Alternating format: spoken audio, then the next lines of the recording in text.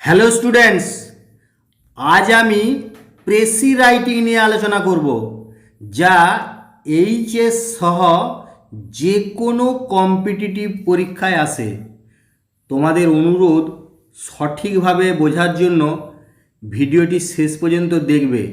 ভিডিওটি শেষ পর্যন্ত দেখলেই তবে কিভাবে প্রেসিতে অন্তত কিছু নম্বর পাওয়া যাবেই সেটি বুঝতে পারবে। প্রেসি কাকে বলে আমরা আগে জানব। প্রেসি হলো একটি ফ্রেঞ্চ ওয়ার্ড। এই বানানটা খেয়াল করো, PRECIS, উচ্চারণটা কিন্তু প্রেসিস হবে না, প্রেসি এই উচ্চারণ করবে।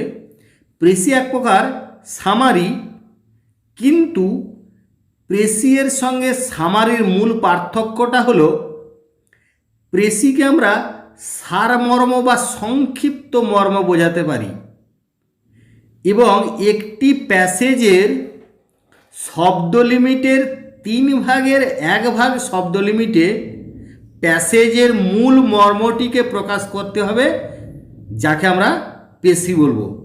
আর সামারি কি না, এটা সংক্ষিপ্ত সার বা সারাংশ যদি বলি, এটা প্রেসির থেকে তুলনামূলকভাবে একটু বিশদে প্যাসেজের প্রধান বক্তব্যটাকে প্রকাশ করা হয়, এবং সাধারণত প্যাসেজের যা শব্দ থাকে সেই শব্দ লিমিটের অর্ধেকের মধ্যে এই সারাংশটা বা সামারিটা করা হয়।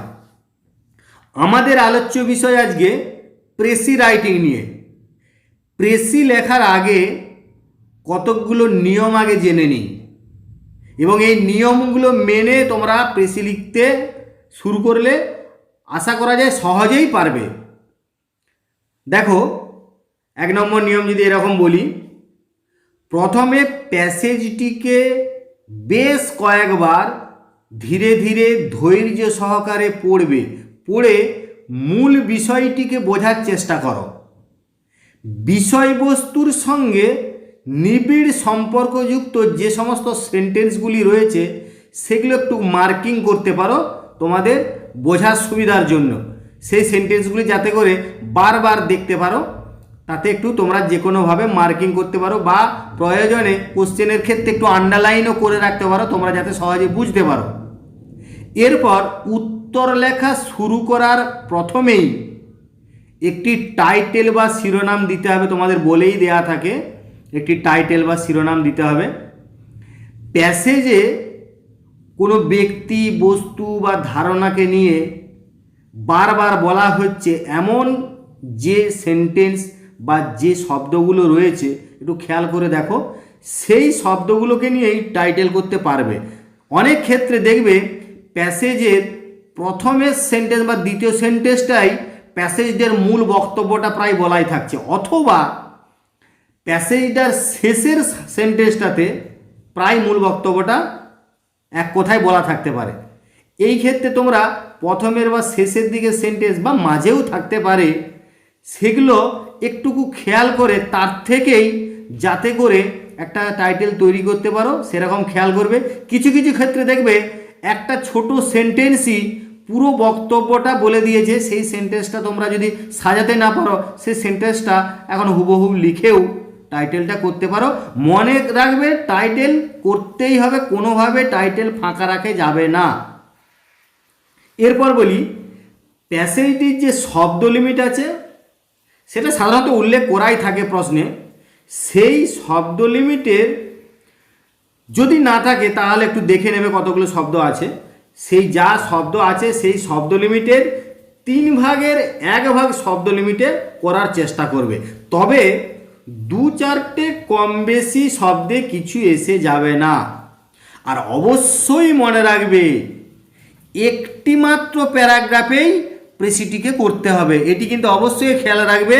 তোমার মূল প্যাসেজ 2-3টে প্যারাগ্রাফ যাই থাকুক না, কিন্তু তোমাকে একটি মাত্র প্যারাগ্রাফেই প্রেসিটি করতে হবে, এবং যা শব্দ লিমিট থাকবে তার 3/1 শব্দ লিমিটের মধ্যে। প্রেসিটি যতটা সম্ভব নিজের ভাষায় সহজ সরলভাবে লিখতে হবে। প্যাসেজের বাইরে যে শব্দ বা সেন্টেন্সগুলি দেওয়া রয়েছে তার বাইরে কখনোই নিজের বা অন্য কোনো মহান ব্যক্তি মনীষীর কোনো মতামত বা উক্তি দেবে না। নিজের কোনো উক্তি বা নিজের কোনো বক্তব্য মন্তব্য বা অন্য কোনো মনীষী মহান ব্যক্তির উক্তি দিবে না, ওটা দেয়া চলবে না। আরও খেয়াল করবে, ডাইরেক্ট ন্যারেশন প্যাসেজে থাকতে পারে, কিন্তু ডাইরেক্ট ন্যারেশন কোনোভাবেই উত্তরে ব্যবহার করা যাবে না। সম্পূর্ণভাবে প্যাসেজটিকে অ্যাসার্টিভ সেন্টেন্স ব্যবহার করেই লিখতে হবে। কোথাও কোয়েশ্চেন, কোথাও এক্সক্লামেশন, এইগুলো পরিহার করে, এগুলো বর্জন করে সর্বদাই অ্যাসার্টিভ সেন্টেন্সে লেখার চেষ্টা করবে। উত্তরে কোনোভাবেই অর্থাৎ প্রিসিটিতে কোনোভাবেই আই ইউ অর্থাৎ আমি, তুমি বা তোমরা, এই আই ইউ এই শব্দগুলি ব্যবহার করবে না। প্রয়োজন অনুযায়ী প্যাসেজটির অর্থ অনুযায়ী তুমি কোথাও হি, কোথাও সি, এই থার্ড পারসনগুলো ব্যবহার করতে পারবে। হি, সি, দে, বা এই ফার্স্ট পারসন হিসেবে উই ব্যবহার করতে পারে। উই মানে ইন জেনারেল সেন্স আমরা অর্থাৎ সবাই, সেই ক্ষেত্রে উই ব্যবহার করতে পারো। বা কোনো বায়োগ্রাফিমূলক হলে দি অথর বা the narrator, the speaker, the writer, এই সব পার্সন বা সাবজেক্টগুলো ব্যবহার করা যেতে পারে। আই উই এগুলো ব্যবহার করবে না। যাই হোক, আমি যে নিয়মগুলো বললাম, এই নিয়মগুলোর কথা মাথায় রেখে এই নিয়মগুলোকে মেনে নিয়ে এই নিয়মগুলো ধরে কিভাবে তোমরা সহজেই একটা প্রেসি লিখতে পারো, আমি এখানে কয়েকটা উদাহরণ দিয়ে বুঝিয়ে দিচ্ছি। মনে রাখবে, প্রেসি লেখা কিন্তু মোটেই বিশেষ জটিল নয়, কারণ তোমার সব কিছুই দেওয়া থাকছে। একটু সাজিয়ে গুছিয়ে লেখা, অবশ্যই একটু চেষ্টা করলেই প্রেসিতে ভালো নম্বর পাবে। কিভাবে যে কোনোভাবে তোমরা প্রেসি অ্যাটেম্প্ট করার পরে যা হোক করে কিছু অন্তত নম্বর পাবেই। এবং ভালো প্রেসি কিভাবে লেখা যায় সেটা আগে দেখো, তারপরে অন্তত যা হোক করে কিছু নম্বর পাওয়া যায় সেটাও আমি একটু আলোচনা করব। প্রথমে দেখো 1 নম্বরের প্রশ্নটা এরকম বলছি, write a precis of the following passage, add a suitable title. এরকম থাকবে তোমাদের সাধারণত। আমি একটু প্যাসেজটা আগে, মূল প্যাসেজটা দিলাম সেটা একটু পড়ি এবং তার অর্থও বলছি, কোন কোন বাক্যগুলো প্রধান বাক্য সেগুলো একটু খেয়াল করো, যেগুলো পুরো প্যাসেজটার মূল বক্তব্যটাকে প্রকাশ করছে।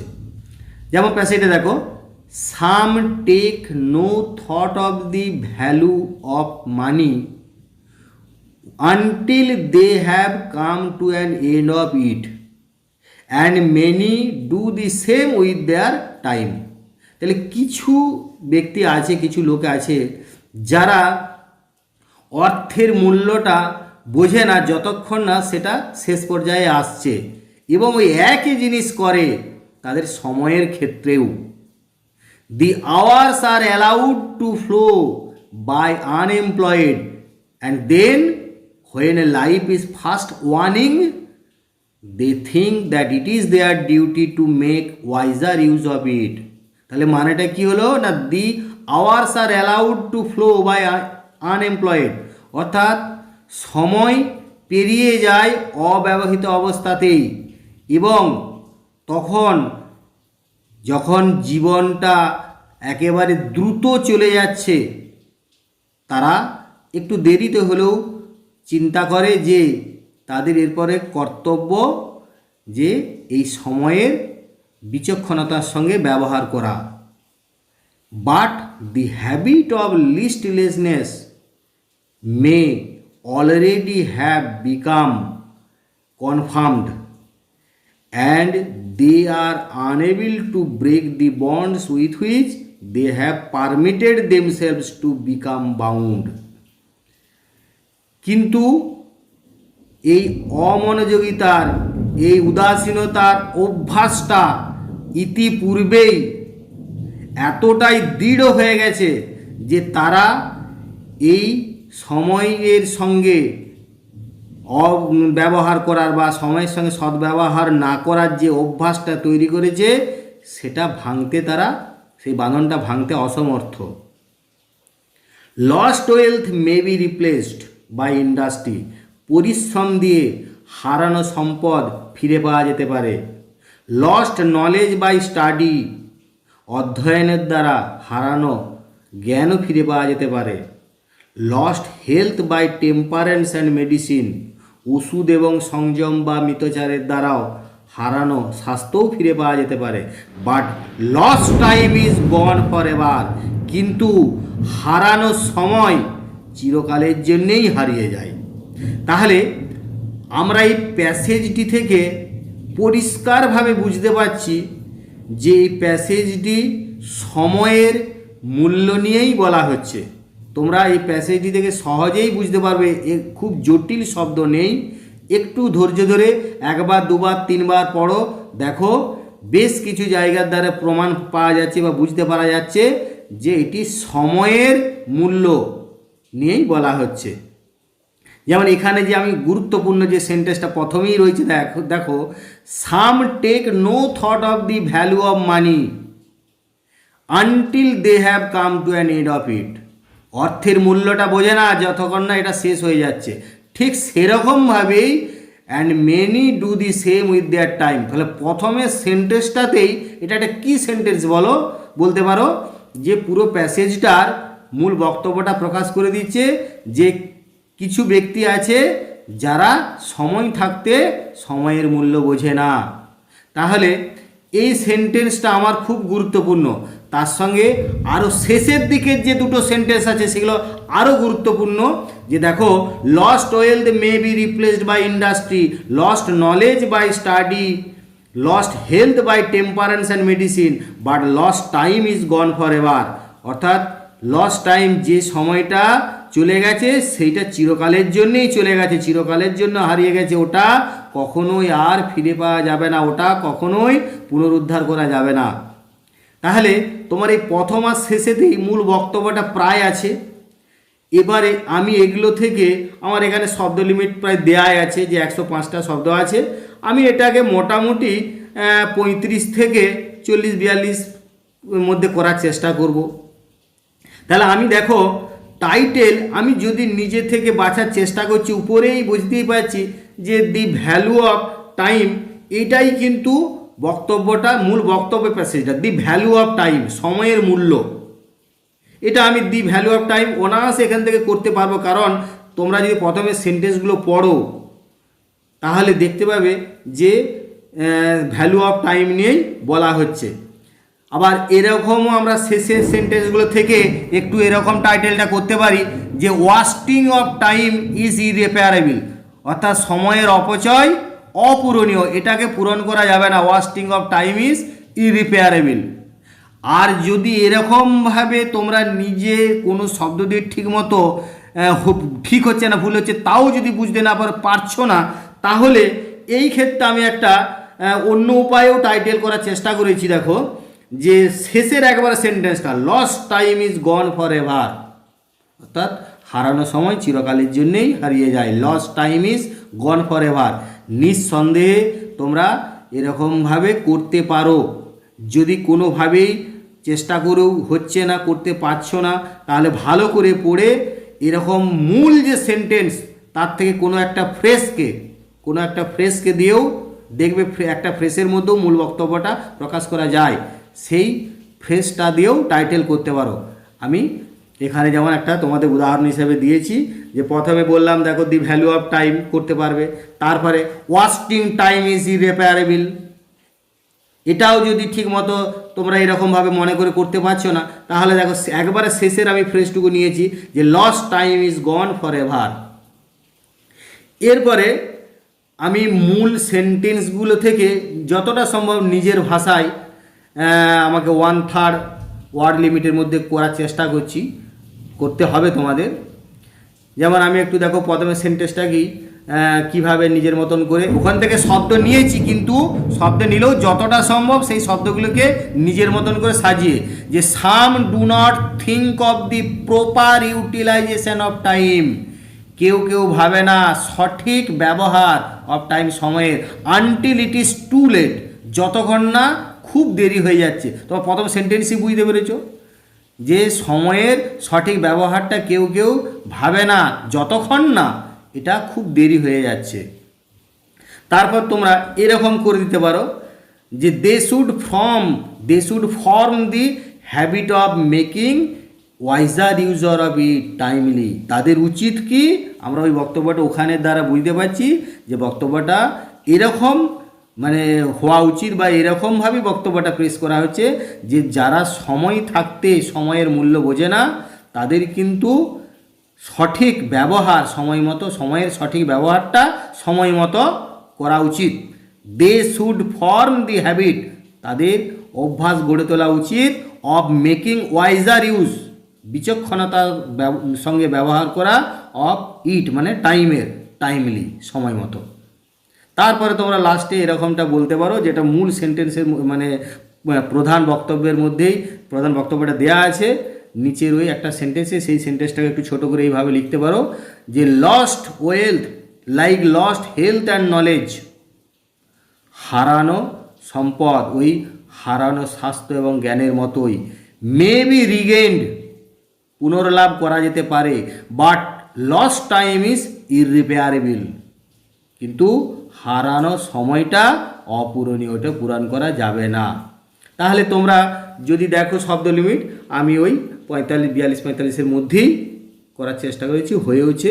এবং তোমরা এরকম চেষ্টা করলে সহজে পারবে। আমি যেমনভাবে বললাম টাইটেলটা ওইভাবে করো এবং ওই সেন্টেন্সগুলো থেকেই একটু নিজের মতন করে লেখার চেষ্টা করো। অনেক ক্ষেত্রে কিছু কি সেন্টেন্স অর্থাৎ যেগুলো মূল বাক্য রয়েছে বক্তব্যটা প্রকাশ করার, সেগুলো একটুকু চেঞ্জ করে লিখে দিতে পারবে যতটা সম্ভব। যদি চেঞ্জ করতে একান্তই না পারছো, কোনোভাবেই না পারছো, তাহলে সেইভাবেই লেখার চেষ্টা করো এবং অনায়াসে তোমরা করতে পারবে। 1/3 ওয়ার্ড লিমিটের মধ্যে ছেড়ে দেয়া যাবে না, অবশ্যই হবে এবং ওইভাবে টাইটেল করার চেষ্টা করো। দেখো প্যাসেজের মধ্যে সবই আছে, শুধু একটু ধৈর্য সহকারে খুঁজে নিয়ে লেখার চেষ্টা করো। আমি আবার দ্বিতীয় আরেকটা উদাহরণ দিচ্ছি, দেখো তোমরা এটাতেও কেমন করে প্রেসিটা করেছি সেটা তুমি একটু খেয়াল করো। তোমরা write a precis of the following passage, add a suitable title, এরকম তোমাদের প্রশ্নটা থাকবে। আমি প্যাসেজটা পড়ছি আগে দেখো। Charlie Chaplin once said, in this age of scientific inventions we think too much, we feel too little. Charlie Chaplin একদা বলেছিলেন, এই বৈজ্ঞানিক আবিষ্কারের যুগে আমরা খুব বেশি ভাবি আর আমরা অনুভব করি খুব কম।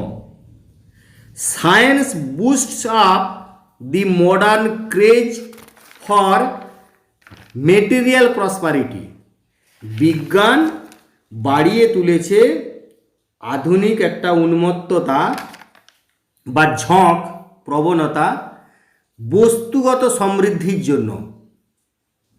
ইট হ্যাজ রিভলিউশনাইজড আওয়ার লাইভস, ইট মানে সায়েন্স, বিজ্ঞান আমাদের জীবনে একটা বৈপ্লবিক পরিবর্তন এনেছে।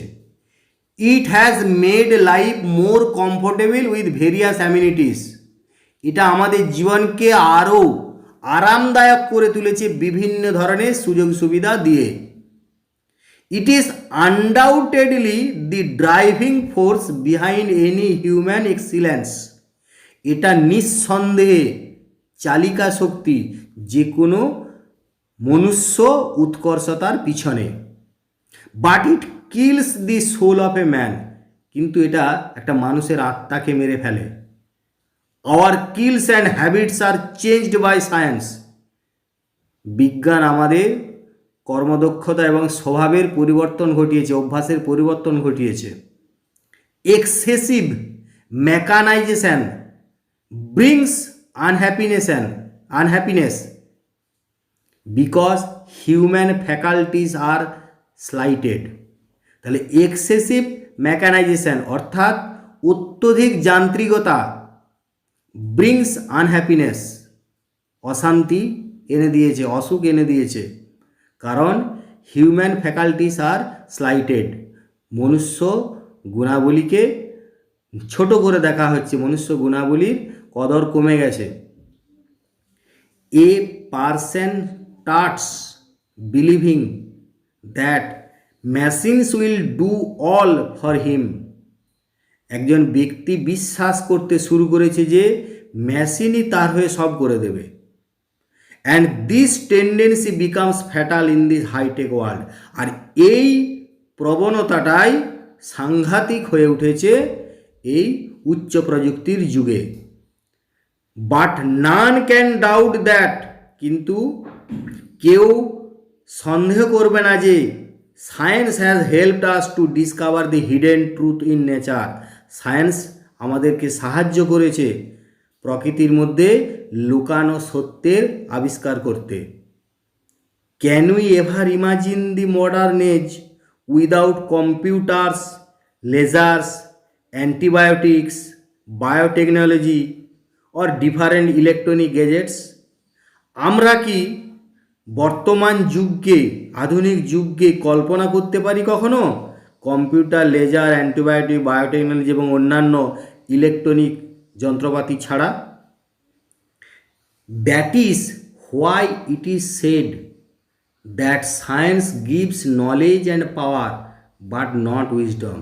সেই কারণেই এটা বলা হয় যে বিজ্ঞান আমাদের জানার পরিধি, ক্ষমতাকে বাড়িয়ে তোলে ঠিকই, কিন্তু আমাদের সেই অন্তর্নিহিত অভিজ্ঞতালব্ধ জ্ঞানকে বাড়াতে পারে না।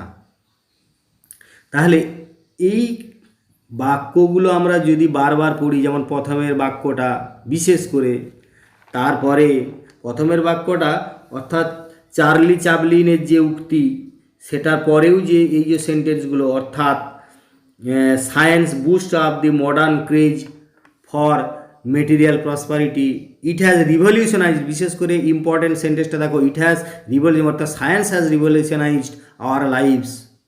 Science has made life more comfortable with various amenities. It is undoubtedly the driving force behind any human excellence. তারপরেই দেখো আছে but it kills the soul of a man.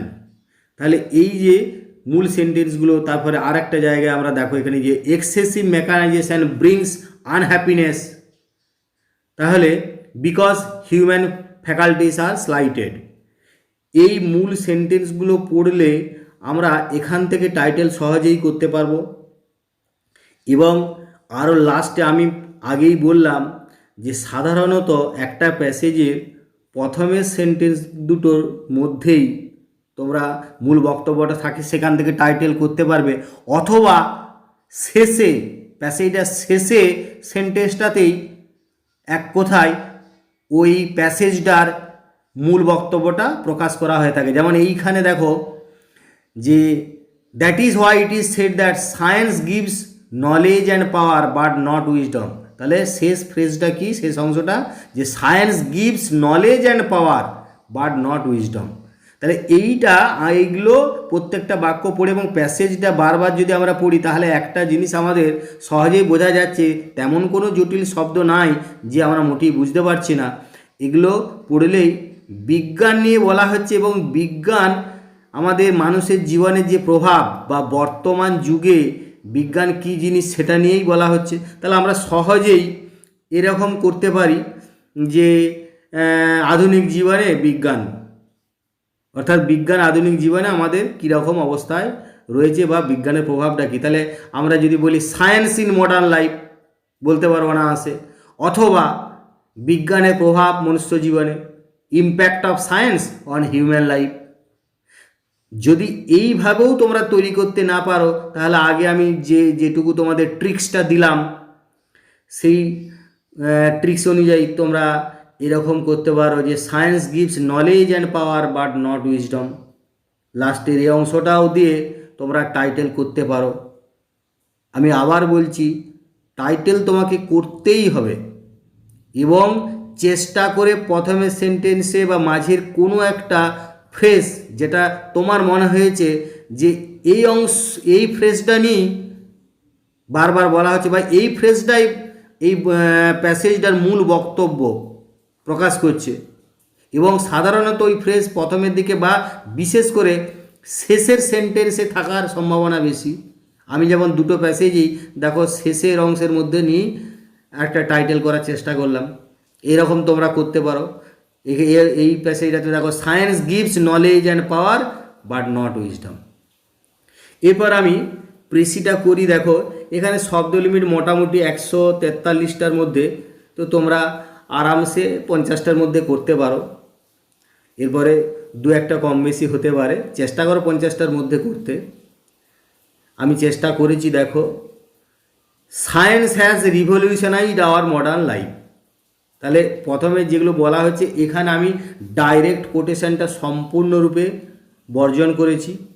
বিশেষ করে উক্তিটাও এখানে আমাদের প্রয়োজন হয়নি, কারণ উক্তিটা এই কারণে দেয়া হয়েছে যে আমার অন্য বাক্যগুলোর দ্বারা যে বক্তব্যটা প্রকাশ করছে সেটা উক্তিটা আরও কনফার্ম করছে।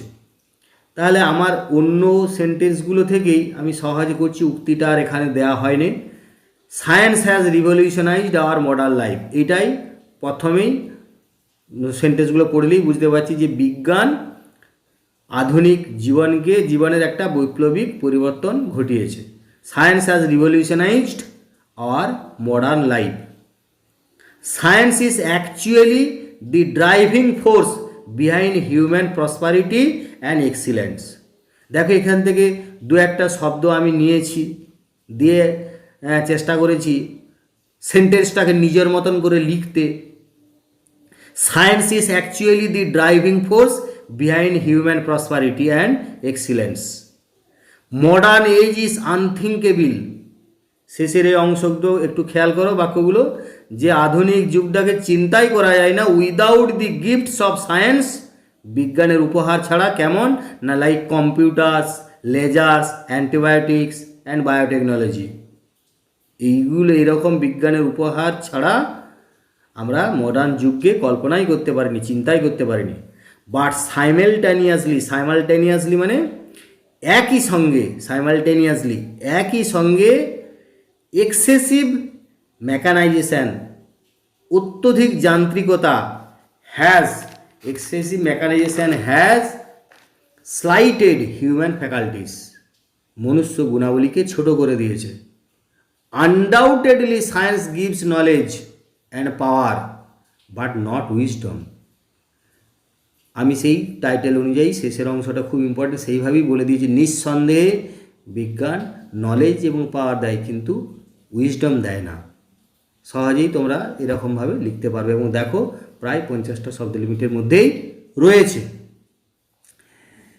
এবার আর একটা উদাহরণ দিই, তোমরা এটাও দেখো কিভাবে করার চেষ্টা করছি, তোমরাও করতে পারবে একটু বুঝে নিয়ে। Write a precis of the following passage, add a suitable title to it.